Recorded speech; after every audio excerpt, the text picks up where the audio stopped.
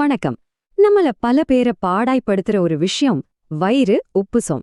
வாங்க அதோட மர்மத்தை உடைச்சு அதுக்கான சிம்பிளான தீர்வுகளை பத்தி இங்க விரிவா பார்க்கலாம். இது நம்மள நிறைய பேருக்கு நடக்கிறது தான் இல்லையா? சாப்பிட்டு கொஞ்ச நேரத்திலேயே வயிறு அப்படியே கல் மாதிரி ஆகி ரொம்ப அசௌகரியமா உணர்வோம். சில சமயம் ட்ரெஸ் போடுறதுக்கு கூட கஷ்டமா இருக்கும். இந்த ஃபீலிங் உங்களுக்கு நல்லா தெரியும்னு நினைக்கிறேன். பாருங்க, இத நாம ஒரு சாதாரண தொந்தரவா மட்டும் நினைக்க கூடாது. உண்மையில உங்க உடம்பு உங்ககிட்ட ஏதோ ஒரு முக்கியமான விஷயத்த சொல்ல முயற்சி பண்ணது. உங்க குடல் பேசுற அந்த மொழிய நாம புரிஞ்சுக்கிட்டாலே போதும், பாதி பிரச்சனை தீந்த மாதிரிதான். சரி, இந்த மர்மத்தை துப்பறிய தயாரா? வாங்க நாம ஒவ்வொருத்தருமே ஒரு கட் டிடெக்டிவ், அதாவது ஒரு குடல் துப்பறிவாளரா மாறி இந்த வயிறு உப்புசத்தோட மூல காரணம் என்னன்னு கண்டுபிடிப்போம். எந்த ஒரு கேஸா இருந்தாலும் சில முக்கிய சந்தேக நபர்கள் இருப்பாங்க இல்லையா? அதே மாதிரி நம்மளோட இந்த வயிறு உப்புசம் கேஸ்லயும் ஒரு 4 முக்கியமான குற்றவாளிகள் இருக்காங்க. அவங்கள ஒவ்வொருத்தரா விசாரிச்சு உண்மையை கண்டுபிடிக்கலாம் வாங்க. ஆமாங்க, இந்த 4 பேர் தான் நம்மளோட மெயின் சஸ்பெக்ட்ஸ். வாங்க நம்ம விசாரணைய ஆரம்பிக்கலாம். நம்மளோட லிஸ்ட்ல முதல் குற்றவாளி கேஸ், அதாவது வாயு. இது ரொம்பவே சிம்பிளான ஒரு விஷயம். நாம சாப்பிடும்போது, பேசும்போது, இல்ல வேக வேகமா குடிக்கும்போது நம்மள அறியாமலேயே காத்தையும் சேர்த்து முழுங்கிடுறோம். இந்த காத்து தான் உள்ள போய் மாட்டிக்கிட்ட வயிறு உப்புசத்தை உண்டாக்குது. பிரச்சனை என்னன்னா, நாம ரொம்ப அவசரமா சாப்பிடுறது. ஆனா பாருங்க, தீர்வு அதை விட ரொம்ப சிம்பிள்.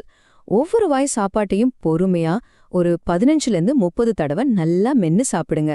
இப்படி பண்றதால சாப்பாடு நல்லா அரைப்படுறது மட்டும் இல்ல, உள்ள போன காத்தும் ஈஸியா வெளியேறிடும். இப்போ யோசிச்சு பாருங்க, இதுல எந்த பழக்கமெல்லாம் உங்களுக்கு இருக்கு?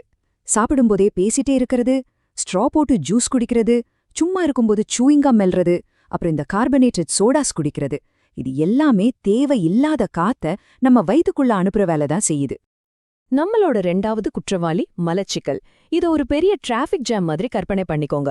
கழிவுகள் வெளியேற முடியாம குடல்லையே தேங்கி நிக்கும்போது வாயுவும் சேர்ந்து உள்ள மாட்டிக்குது. அது மட்டும் அல்ல, உள்ள தங்கியிருக்கிற கழிவுகள் நொதிச்சு இன்னும் அதிகமா கேஸ உருவாக்கும். இதுதான் பிரச்சனை. இந்த டிராஃபிக் ஜாம சரி பண்ண 3 எளிய வழிகள் தான். 1, உங்க சாப்பாட்டுல நிறைய நார்ச்சத்து இருக்கிற காய்கறிகளை சேருங்க.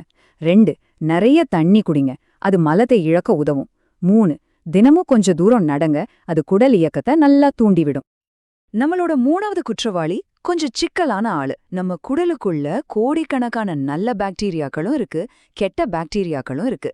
இது 2க்கும் நடுவுல ஒரு போன் நடந்து அதுல கெட்ட பாக்டீரியாக்கள் ஜெயிச்சுடுச்சுன்னா அதுதான் வயிறு உப்புசமா மாறுது. இததான் நம்ம டிஸ்பயோசிஸ்னு சொல்றோம். இந்த குடல் போர்க்களத்துல கெட்ட பாக்டீரியாக்களோட முக்கியமான எரிபொருள் என்ன தெரியுமா? சர்க்கரை தான். நீங்க ஸ்வீட் சாப்பிட்டோனே வயிறு உப்புற மாதிரி எப்பவாச்சும் உணர்ந்திருக்கீங்களா? அதுக்கு இதுதான் காரணம். இன்னொரு பக்கம் ப்ரோபயோட்டிக்ஸ், அது நம்மளோட நண்பர்கள். அதாவது நல்ல பாக்டீரியாக்களுக்கு சக்தி கொடுத்து நம்ம படைய பலப்படுத்தும். அப்போ தீர்வு ரொம்ப நீரடியானது. கெட்ட பாக்டீரியாக்களா பட்னி போடணும், அதாவது வெள்ளச் சர்க்கரையை நிறுத்தணும். அதே சமயம் நல்ல பாக்டீரியாக்களுக்கு உணவளிக்கணும். அதுக்கு நீராகாரம், மோர் மாதிரி ப்ரோபயோட்டிக்ஸ் நிறைஞ்ச உணவுகளை எடுத்துக்கணும். நம்மளோட கடைசி மற்றும் 4வது குற்றவாளி உணவு ஒவ்வாமை. நல்லா புரிஞ்சுக்கோங்க, இது அலர்ஜி கிடையாது. இது என்னன்னா, சில குறிப்பிட்ட உணவுகளை செரிக்க தேவையான என்சைம்ஸ், அதாவது நொதிகள் நம்ம உடம்புல இல்லாத ஒரு நிலை. இது ஒரு செரிமான தோல்வின்னு சொல்லலாம். பொதுவா பால் பொருட்கள்ல இருக்கிற லாக்டோஸ், கோதுமையில இருக்கிற குளூட்டன், இதெல்லாம் தான் பலருக்கும் பிரச்சனை கொடுக்கும். இதுக்கு நீங்க பயப்பட தேவையில்லை. பாலுக்கு பதிலா மோர் குடிக்கலாம். கோதுமைக்கு பதிலா நம்ம ஊர் சிறுதானியங்களான திணை, சாமை இதையெல்லாம் முயற்சி பண்ணி பார்க்கலாம். ஓகே, இப்போ நம்ம 4 குற்றவாளிகளையும் விசாரிச்சாச்சு. ஆனா உங்க பிரச்சனைக்கு இந்த 4 பேர்ல யாரு காரணம்னு எப்படி கண்டுபிடிக்கிறது? அதுக்கு தான் இந்த டிடெக்டர்ஸ் ஷீட். இந்த அட்டவணைய ரொம்ப கவனமா பாருங்க. இதுதான் இந்த கேஸ்ல ஒரு திருப்புமுனை. உங்களுக்கு சாப்பிட்ட உடனேயே வயிறு உப்பிருதா? அப்போ அதுக்கு காரணம் டிஸ்பயோசிஸா இருக்கலாம். இல்ல சாயங்கால நேரத்துல மட்டும் உப்சம் அதிகமாகுதா? அப்போ அது நீங்க முழுங்கின காத்தா இருக்கலாம். உங்க அறிகுறிய வச்சு அதுக்கான காரணத்தையும் உடனடி தீர்வையும் நீங்களே ஈஸியா கண்டுபிடிச்சிடலாம். சரி, காரணத்தை கண்டுபிடிச்சாச்சு. ஆனா இப்போதைக்கு வயிறு ரொம்ப உபசமா இருக்கே, அதுக்கு என்ன பண்றதுன்னு நீங்க கேக்குறது புரியுது. கவலைப்படாதீங்க, அதுக்கும் சில உடனடி நிவாரண டூல்ஸ் நம்ம கிட்ட இருக்கு. இதுக்காக நீங்க மருந்து கடைக்கெல்லாம் ஓட வேண்டாம். உங்க கிச்சன்ல இருக்கிற அஞ்சரை பெட்டியே ஒரு சின்ன மருந்தகம் மாதிரி தான்.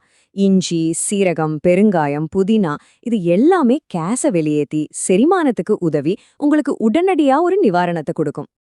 நம்புங்க, சில ரொம்ப சிம்பிளான யோகாசனங்கள் கூட உங்களுக்கு பெரிய அளவுல உதவும். சாப்பிட்டு முடிச்சதும் வஜ்ராசனத்துல உட்கார்றது, இல்லனா பவன முக்தாசனம் செய்யறது, இதெல்லாம் குடல்ல சிக்கியிருக்கிற காத்த மெக்கானிக்கலா, அதாவது இயல்பாகவே வெளியேத்த ரொம்ப ஹெல்ப் பண்ணும். உடனடி தீர்வுகளை பத்தி எல்லாம் பார்த்தாச்சு. இப்போ இந்த பிரச்சனை திரும்ப திரும்ப வராம இந்த கேஸை எப்படி நிரந்தரமா முடிக்கிறதுன்னு பார்க்கலாமாங்க? இந்த 4 விஷயத்தையும் உங்களுக்கு நீங்களே எடுத்துக்கிற ஒரு உறுதிமொழியா நினைச்சுக்கோங்க. பொறுமையா மென்னு சாப்பிடுவேன், சர்க்கரை மைதாவை தொடமாட்டேன், குடலுக்கு தேவையான நார்ச்சத்து தண்ணீரை கொடுப்பேன், நல்ல பழக்க வழக்கங்களை உருவாக்குவேன். இதுதான் நிரந்தர தீர்வுக்கான சாவி. இந்த விஷயத்த எப்பவும் ஞாபகத்துல வச்சுக்கோங்க. நம்ம குடல் ஆரோக்கியம் நம்ம மன ஆரோக்கியத்தோட நேரடியா சம்பந்தப்பட்டது. வயிறு அமைதியா இருந்தா மனசும் அமைதியா இருக்கும். இப்போ ஒரு நிமிஷம் உங்க உடம்பு சொல்றத கவனிக்க ஆரம்பிங்க. இன்னைக்கு உங்க குடல் உங்ககிட்ட என்ன சொல்ல முயற்சி பண்ணுது யோசிச்சு பாருங்க.